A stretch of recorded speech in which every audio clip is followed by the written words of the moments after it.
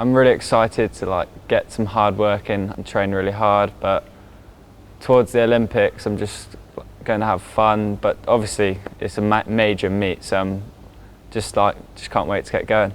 I always believed that I could be able to, but last year my swimming really took off and it never got to that point. It was just always at a junior level, but this year I did believe and now I've achieved it, so it's good.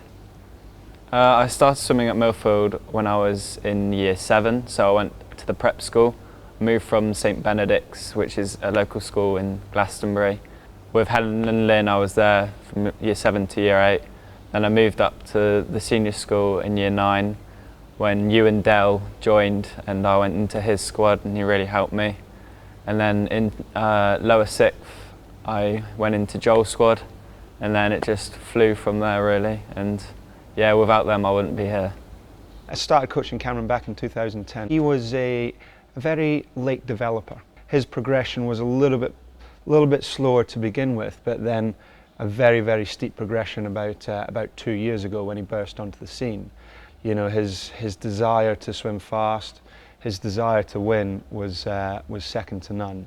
And I remember back in year 10, we were walking between the chapel and the tennis centre, and he was only really small at the time, you know, and he wasn't even on the national scene, you know, he was on the regional scene. And one of his friends was talking to me and he says, "Oh, Ewan, I hear you went to the Olympic Games."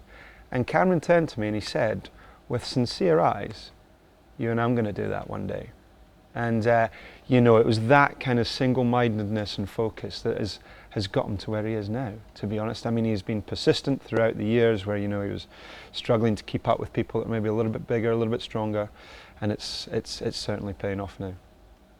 Cameron's been at Millfield pretty much his whole life.